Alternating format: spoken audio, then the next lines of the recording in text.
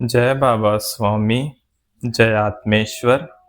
हिमालय का समर्पण योग भाग 1 का आज 19वां दिवस है और हम हैं पृष्ठ क्रमांक 137 पर। गुरुदेव कहते हैं, गुरु के प्रति समर्पण का भाव केवल झुकने से ही निर्मित हो जाता है, बशर्ते झुकना शारीरिक न होकर भीतर से होना चाहिए, क्योंकि झुकने के साथ साथ हम शुद्ध होते जाते हैं। गुरु भी हमारे परमात्मा के सामने झुकने के निमित्त मात्र होते हैं। इन सब का अभ्यास करना होता है, इन सब की साधना करनी होती है। एक बार में समर्पण का भाव लाने से समर्पण नहीं हो जाता है। यह निरंतर करने की प्रक्रिया है ताकि यह समर्पण बनाए रखा जा सके। जैसे एक बर्तन है जो गंदा है, दाग लगे हैं, तो हम उसे मांजते हैं और लगातार कई बार मांजते हैं तो कहीं जाकर वह स्वच्छ होता है। और वह चांदी का बर्तन स्वच्छ होने के बाद अगर ऐसे ही रख देंगे कि स्वच्छ हो गया, तो वह समय के साथ फिर गंदा हो जाएगा। यानी वह चांदी का बर्तन स्वच्छ हो जाने के बाद इसीलिए भी मांजना पड़ता है ताकि वह स्वच्छ ही बना रहे, गंदा न हो। ठीक इसी प्रकार से एक बार पूर्ण समर्पण भी कर दिया तो भी उस भाव को बनाए रखना पड़ता है ताकि अपने समर्पण का भाव सदैव एक सा बना रहे, उस पर समय की धूल न पड़े। यानी समर्पण करना और किए गए समर्पण के भाव को बनाए रखना, ये दोनों महत्वपूर्ण कार्य है। बनाए रखना अधिक महत्वपूर्ण है, क्योंकि न बनाए रखने पर पाया हुआ सब खो सकते हैं। इसलिए समर्पण बनाए रखना अधिक महत्वपूर्ण होता है और यह निरंतर साधना की तरह रोज की जाने वाली प्रक्रिया है। एक पत्थर भी पड़ा रहे तो उस पर भी धूल व कचरा जमा हो जाता है। समर्पण तो जीवित व्यक्ति के आत्मा का प्रभाव है, इस पर भी आसपास के लोगों का बुरा प्रभाव पड़ सकता है। इसीलिए समर्पित साधक के लिए अपना समर्पण का भाव बनाए रखना आवश्यक हो जाता है, क्योंकि हम जिन लोगों के साथ रहेंगे उनका भी बुरा प्रभाव हम पर पड़ता ही है, और जो समर्पित नहीं होते उनका तो प्रभाव पड़ना ही है, क्योंकि उनका मैं ईर्ष्या को रखता है। मैं अभी तक पूर्ण समर्पित नहीं हो पाया, यह कैसे पूर्ण समर्पित हो गया। यानी आध्यात्मिक क्षेत्र में भी ईर्ष्या रहती है। इसलिए यहाँ अच्छा है, तुमसे ईर्ष्या करके तुम्हें दूषित करने वाला कोई नहीं है, क्योंकि तुम यहाँ पर अकेले ही हो। तुम्हें चित्त को भीतर की ओर ले जाना चाहिए, क्योंकि तुम्हारे भीतर ही सब कुछ खजाना रखा हुआ है। वह खजाना तुम्हें भीतर गए बिना प्राप्त नहीं हो सकता है, क्योंकि वह पाने में तुम सफल हो जाओ तो सत्य प्रेमी आत्माओं के लिए एक नई संभावना का द्वार खुलेगा। भीतर जाओ और भीतर जाओ और खोजो कि मेरा अस्तित्व क्या है। भीतर जाओगे तो पाओगे कि सारा ज्ञान का सागर भीतर ही भरा पड़ा है। एक कस्तूरी मृग जैसी तुम्हारी स्थिति है। कस्तूरी मृग की नाभि से कस्तूरी की खुशबू फैलती रहती है और सब आनंद लेते रहते हैं। बस उसे ही नहीं मालूम रहता कि कस्तूरी की सुगंध उसी की नाभि से आ रही है, और उस सुगंध की खोज में सारे जंगल में उस सुगंध को ढूंढते रहता है। बस तुम भी ऐसे ही कस्तूरी मृग हो कि तुम्हें मालूम नहीं कि सुगंध बाहर से नहीं, तुम्हारे ही भीतर से आ रही है। मैं बड़ा गंभीर हो गया। कौन सा ज्ञान भीतर भरा हुआ है? ये गुरुदेव भी पुराने गुरुदेव की तरह भीतर जाने के लिए ही कह रहे हैं। इसमें कोई ना कोई रहस्य अवश्य है।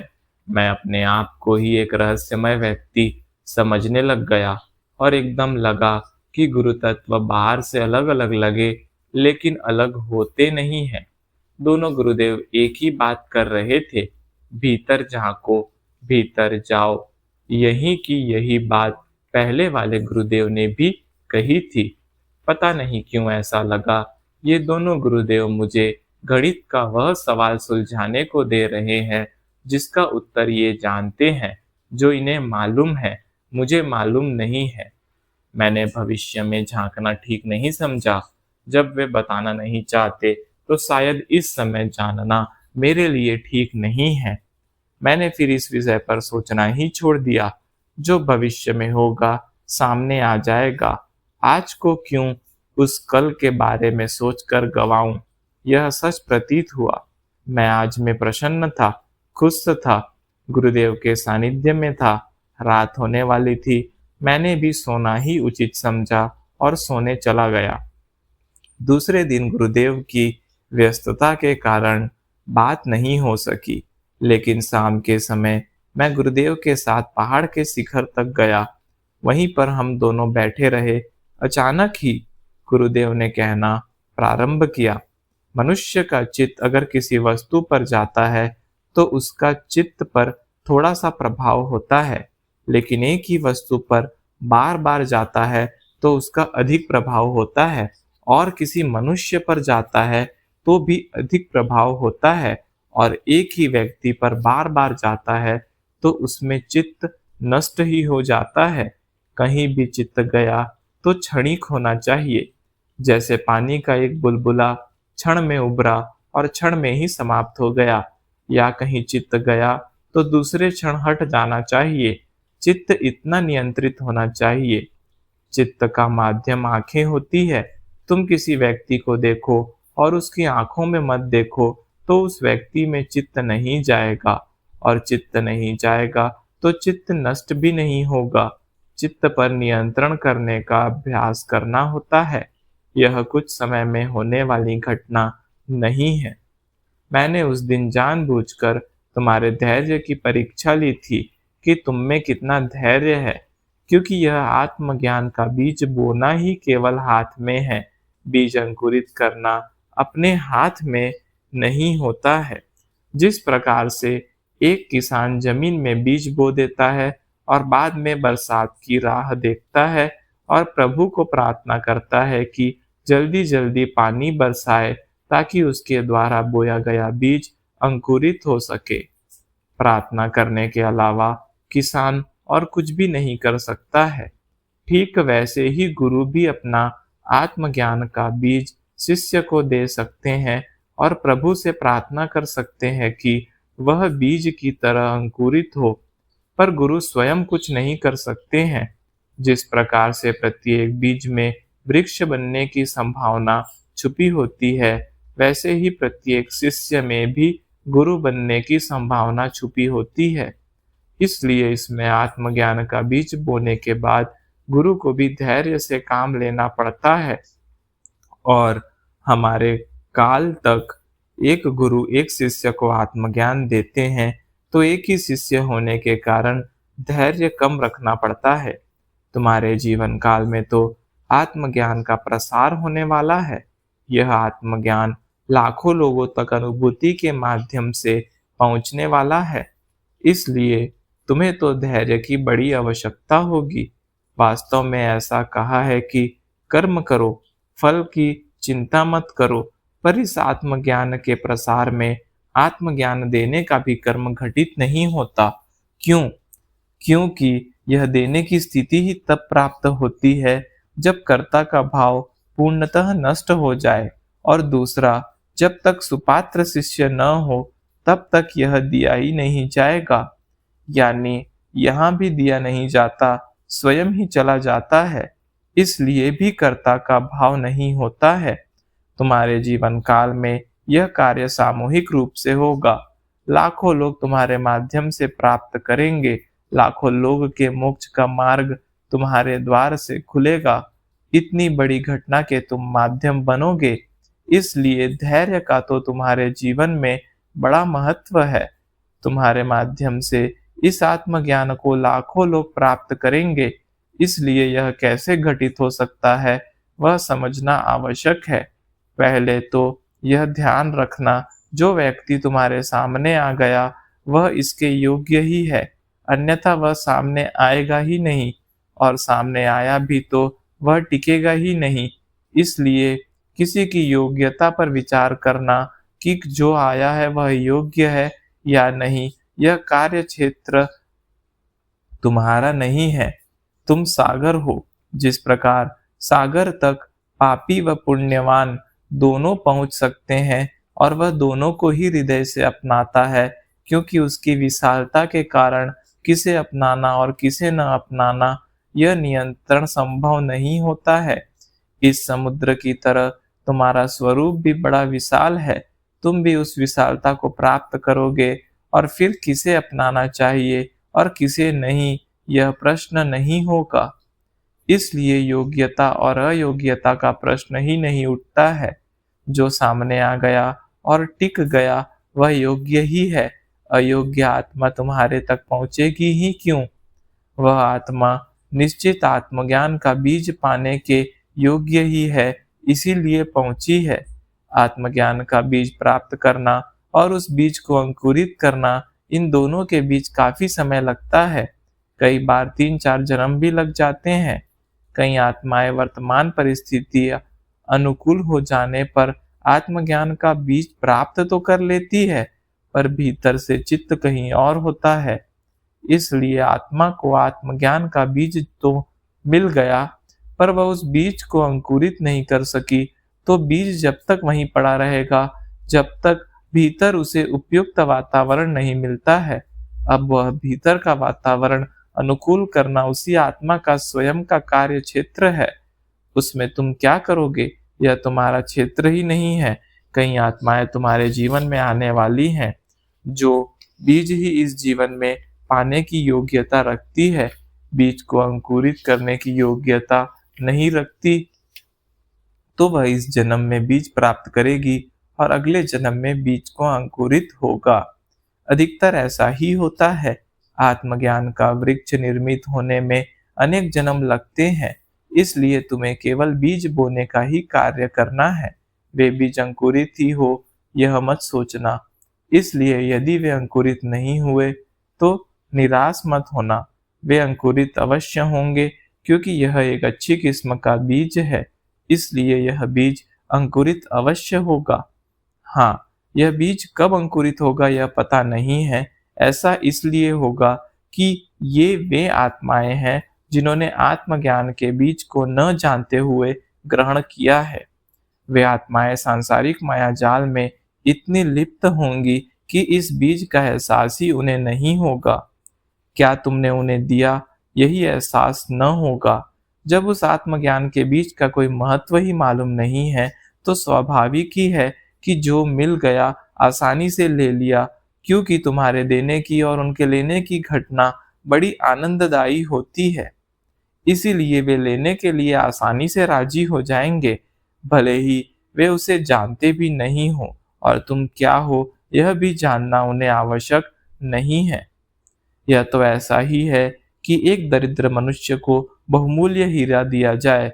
हीरे की चमक और देने वाले देवता का आकर्षक रूप देखकर हीरा ले तो लिया, पर यह बहुमूल्य हीरा है यह पता ही नहीं है। उसे लिया और रख लिया। अब जब तक उसे यह ज्ञान कराने वाला न आए कि तुमने जो लिया है वह हीरा है, तब तक उस हीरे का मूल्य ही नहीं है। ऐसा ही लोगों के साथ होगा, क्योंकि ठीक ऐसा ही तुम्हारे साथ भी तो हुआ है। तुम्हें तुम्हारे गुरु ने क्या दिया है, उस आत्मज्ञान के खजाने को तुम जानते ही नहीं, और वे देने वाले साक्षात परमात्मा थे यह भी जानते नहीं हो।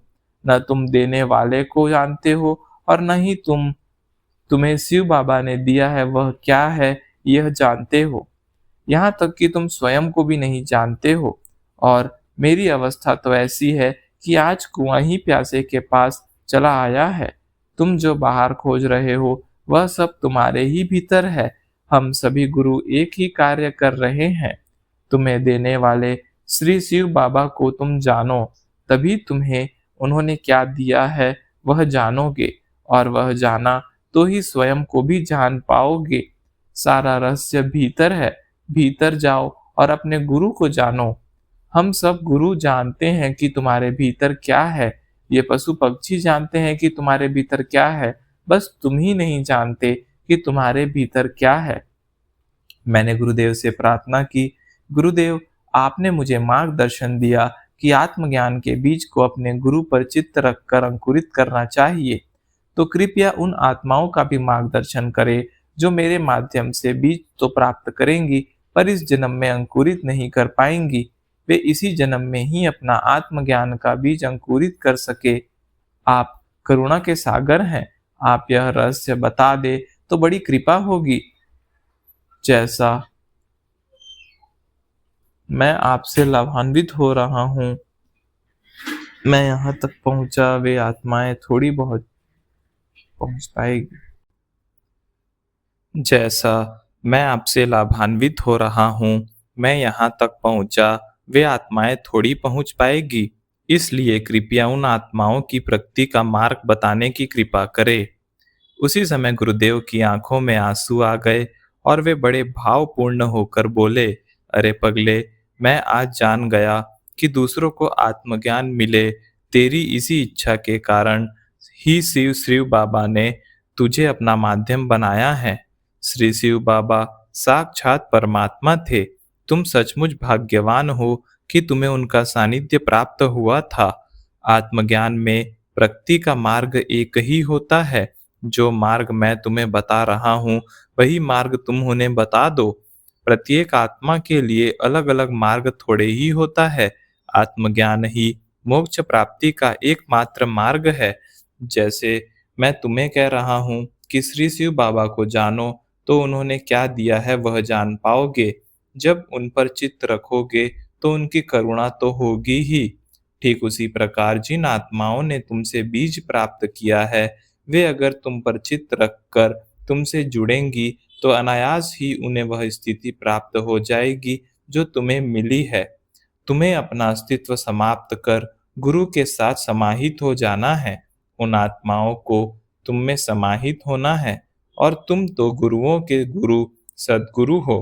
तुमसे जुड़ना आसान होगा क्योंकि जुड़ने वाली लाखों की सामूहिकता को इस इतनी बड़ी सामूहिक शक्ति के साथ जुड़ना आसान होगा। अरे बाबा, एक मिट्टी में पड़ा हुआ बीज अगर किसी बड़े वृक्ष को बार बार देखेगा तो वह न चाहते हुए भी अंकुरित हो जाएगा और उस बीज को वृक्ष बनने की प्रेरणा मिलेगी। और वह बीज कब अंकुरित होकर वृक्ष बन गया, यह उस बीज को भी पता नहीं चलेगा। सब परमात्मा की कृपा से हो जाएगा। और जो जीवन में होता है वह और जो हम करते हैं उससे अधिक और बड़ी मात्रा में होता है। वह इसीलिए भी होता है कि हम सोचते हैं हमारी औकात के अनुसार परमात्मा देता है, तो वह उसकी औकात के अनुसार होता है। इसलिए जो मार्ग मैंने आत्मज्ञान का बताया है, वही मार्ग तुम भी लोगों को बता सकते हो। सत्य को जानने का, पाने का केवल एक ही मार्ग होता है, एक ही रास्ता होता है।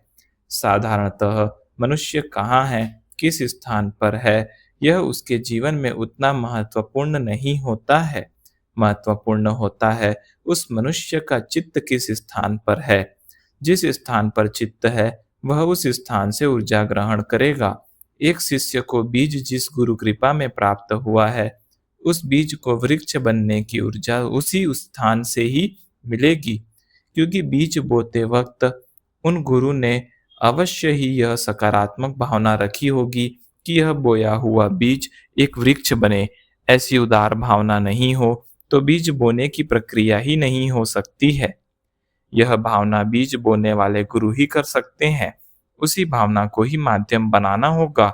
उस भावना ने ही आत्मा को आत्मज्ञान का बीज दिया है और भावना ही बीज के वृक्ष बनने का मार्ग प्रशस्त करेंगी। शिष्य को अपने गुरु के इस करुणा के भाव को पकड़ना होगा। यह करुणा की भावना की लहर जब आती है तब अपने भीतर के अस्तित्व को समाप्त करना होगा, क्योंकि जब तक अपना अलग अस्तित्व होगा तब तक उस करुणा की लहर से एक रूपता स्थापित नहीं हो सकती है। आत्मा को अपने बूंद के अस्तित्व को भुलाकर अपना अस्तित्व सागर में समाहित करना होगा। यह शिष्य को स्वयं ही करना होता है। वह कार्य एकदम निजी है। वह प्रत्येक व्यक्ति को स्वयं ही करना होता है और कभी-कभी तो लगता है कि यह केवल एकमात्र कार्य ही तो है जो करना है। बाकी सब कार्य तो जीवन में गुरु कृपा से ही घटित हो जाते हैं। यही एकमात्र कार्य है जो करना होता है। जिस प्रकार एक बीज अपने अस्तित्व को नष्ट करता है, वह यह कार्य स्वयं अपनी इच्छा से करता है। बस यही एकमात्र कार्य है जो वह करता है। बाकी बीज से वृक्ष बनने का कार्य तो परमात्मा स्वयं की प्रकृति के माध्यम से कर लेता है। परमात्मा एक विश्वव्यापी शक्ति है जो प्रकृति का संचालन करती रहती है। यह सर्वत्र व्याप्त होती ही है। बस उस परमात्मा की विश्वव्यापी शक्ति का अनुभव करने के लिए आत्मा की सुपात्र स्थिति चाहिए। ऐसा कहकर गुरुदेव ने यह चर्चा सत्र समाप्त किया। जय बाबा स्वामी, जय आत्मेश्वर।